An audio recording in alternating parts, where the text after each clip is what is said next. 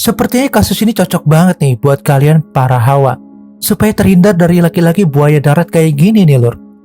Dimana ada salah satu pria di Singapura yang gak ada rasa bersyukurnya karena udah dikasih bini cakep dan kehidupan yang mewah, tapi masih belum puas saja dan suka gonta-ganti cewek. Gak usah berlama-lama lagi, langsung aja kita gaskan ke case-nya. Pria asal Singapura yang mempunyai nama lengkap Leslie Kok Kui Hok ini lahir di tahun 1968. Leslie diketahui tumbuh menjadi seorang pria yang tangguh. Saat itu Leslie udah mempunyai sebuah bisnis yang terbilang sukses. Kondisi tersebut tentu membuat Leslie dengan mudah dapat menarik perhatian para wanita. Sampai akhirnya di usianya yang ke-27 tahun Leslie menikah. Namun pernikahan itu nggak bertahan lama. Mereka memutuskan untuk mengakhiri rumah tangganya. Pernah gagal dalam membina rumah tangga, gak membuat Leslie menjadi kapok. Ia diketahui kembali menikah di tahun 2001 dengan seorang wanita bernama Madam Toh Lina. Pernikahan Leslie dan Madam Toh awalnya gak menemui banyak masalah. Namun masalah mulai muncul saat Leslie jadi semakin terobsesi dengan bisnis yang ia miliki. Oh ya, sebelumnya mohon maaf banget ya lur. Setelah AA cari-cari nih foto Madam Toh Lina ini, gak ketemu karena susah banget. Jadi kita pakai ilustrasi aja ya. Saat itu Leslie diketahui mempunyai hutang sebesar $300.000 Singapura yang ia gunakan untuk menjalankan bisnisnya. Oleh karena itu, cekcok antar keduanya pun gak dapat dihindari. Leslie diketahui sempat melakukan KDRT kepada istrinya itu. KDRT yang dilakukan Leslie kepada istrinya gak hanya berhenti di situ aja. Di satu kesempatan, Madam Toh memergoki Leslie sedang berselingkuh dengan wanita lain. Bukannya meminta maaf, Leslie malah menyerang Madam Toh dengan berusaha mencekiknya. Tentu peristiwa itu membuat Madam Toh trauma. Ia kemudian diketahui mengajukan permintaan perlindungan diri kepada pihak berwajib guna memastikan keamanan diri dan harta benda yang ia miliki. Pihak berwenang pun lalu menawarkan sesi konseling untuk memperbaiki hubungan rumah tangga Leslie dan istrinya. Ajaibnya, sesi konseling itu bisa dikatakan berhasil karena Leslie udah gak lagi melakukan KDRT kepada Madam Toh. Hubungan rumah tangga yang berangsur membaik itu akhirnya membuahkan seorang anak di tahun 2004. Namun Leslie lagi-lagi mulai berulah. Ia sempat dipenjara selama 6 bulan karena dugaan pemalsuan dokumen pribadinya. Gak sampai di situ aja. Leslie diketahui kembali dipenjara karena kasus yang sama di tahun 2011 lalu. Kali ini ia dipenjara selama 16 bulan lamanya dan harus mendekam di penjara untuk kedua kalinya dalam waktu yang lebih lama, membuat Leslie harus mulai merasakan mawas diri. Hal itu membuat ia diketahui berpindah agama dan ia juga bergabung sebagai relawan di sebuah komunitas untuk kesejahteraan para mantan napi di penjara tersebut. Setelah selesai menjalani masa tahanannya, Leslie kemudian bekerja sebagai seorang manajer retail di sebuah bisnis laundry. Di sana ia membantu para mantan napi untuk mencari pekerjaan di bidang yang sama. Menurut teman kerjanya, Leslie diketahui merupakan seorang yang rajin dalam bekerja.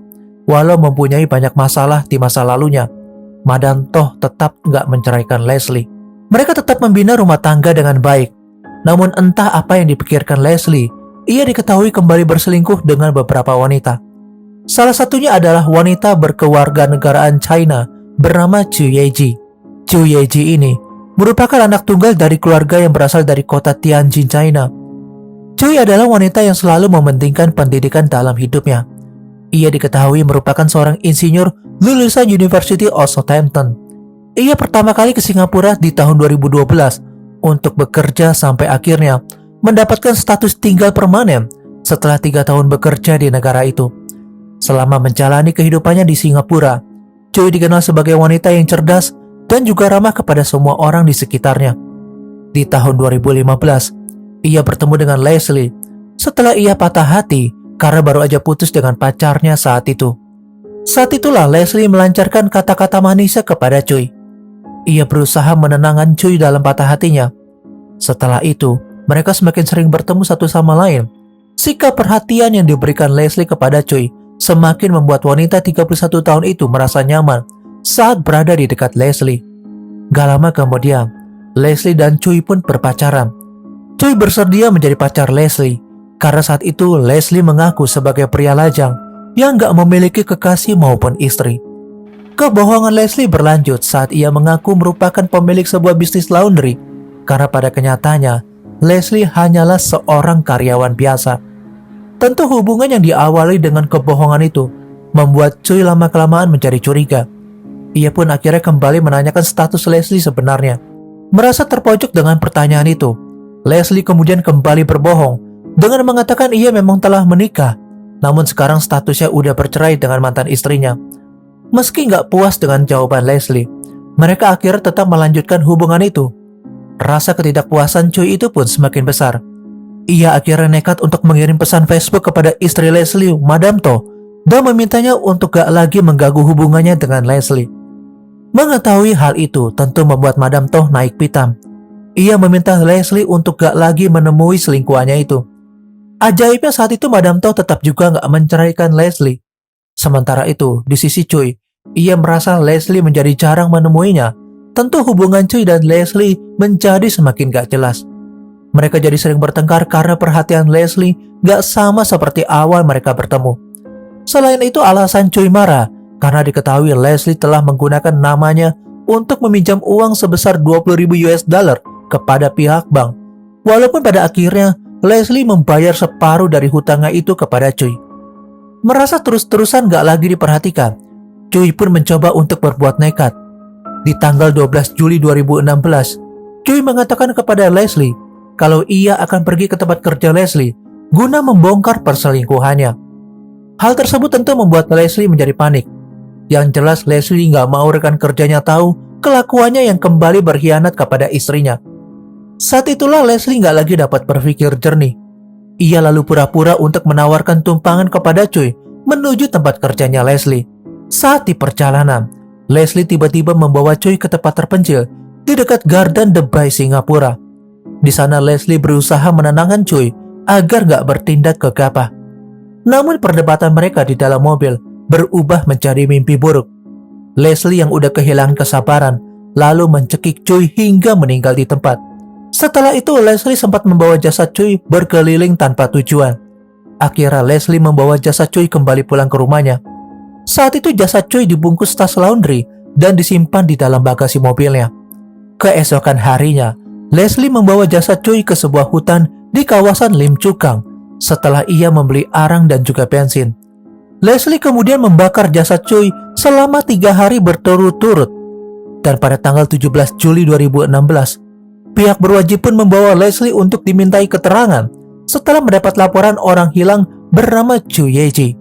Leslie menjadi tersangka utama karena menurut keterangan beberapa saksi, terakhir Choi mengatakan akan bertemu dengan kekasihnya itu. Gak butuh waktu lama sampai akhirnya Leslie mengakui telah menghabisi Choi. Ia lalu menunjukkan tempat di mana ia membakar jasad Choi. Saat itu polisi hanya menemukan beberapa gumpalan rambut, serpihan baju, bra dan celana dalam yang dipakai oleh Choi. Ini juga adalah kasus kedua dalam sejarah hukum Singapura sejak tahun 1966. Pelaku dihukum karena penghabisan nyawa tanpa adanya bukti jasad yang masih ada. Leslie kemudian gak hanya didakwa atas penghabisan nyawa Choi. Ia terbukti telah melakukan penggelapan dana sebesar 88.000 dolar Singapura dan juga perselingkuhannya dengan 4 wanita lain sebelum menghabisi Choi. Dalam sidang perdana yang diadakan pada bulan Maret tahun 2019, Leslie yang saat itu berusia 50 tahun menolak tuduhan perselingkuhannya dengan Choi. Ia juga menambahkan bahwa awalnya ia nggak berniat untuk menghabisi Choi.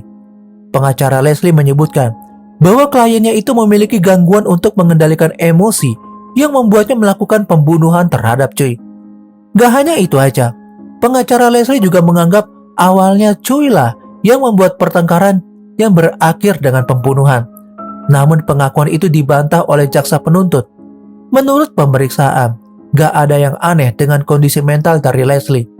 Ia diketahui mampu mengontrol emosinya dan dengan sadar telah menghabisi kekasihnya itu. Jaksa penuntut juga menambahkan bahwa pihak Leslie telah melakukan kebohongan dalam laporannya. Pada tanggal 18 Juli 2019, Hakim Audrey Lim memutuskan bahwa Leslie bersalah atas pembunuhan Choi.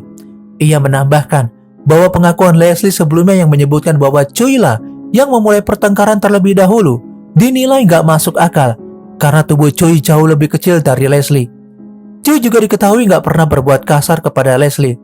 Selanjutnya, hakim kembali menolak pengakuan Leslie yang terpaksa melakukan pembakaran kepada jasad Cui agar kekasihnya itu bisa meninggal dengan tenang. Semua alasan itu hanyalah kedok guna menutupi sifat iblis yang ada di dalam diri Leslie. Akhirnya pada tanggal 19 Agustus tahun 2019, Leslie divonis hukuman penjara seumur hidup dengan kemungkinan bebas bersyarat setelah menjalankan masa hukuman minimal 20 tahun penjara. Keputusan itu diambil hakim setelah melihat umur Leslie yang udah di atas 50 tahun. Sementara itu saat wartawan menanyai Madame To, ia tetap menyebutkan bahwa suaminya tersebut adalah orang yang baik. Entah apa yang menyebabkan cinta Madame To sebegitu besar kepada Leslie. Sampai sekarang Leslie Ko masih mendekam di penjara Chang'e, Singapura. Ya, begitulah laki-laki kalau udah nafsu main enaknya aja sih. Bilangnya belum punya cewek atau belum nikah, buat ngedapetin perempuan yang dia mau. Buat kalian para perempuan, selalu waspada sama laki-laki modelan kayak gini ya. Apalagi kekayaan itu juga nggak menjamin dalam suatu hubungan. Salah-salah ya nasibnya bisa kayak si Cui Yaiji ini. Ya semoga kita dijauhin ya dari hal-hal yang seperti kayak gini.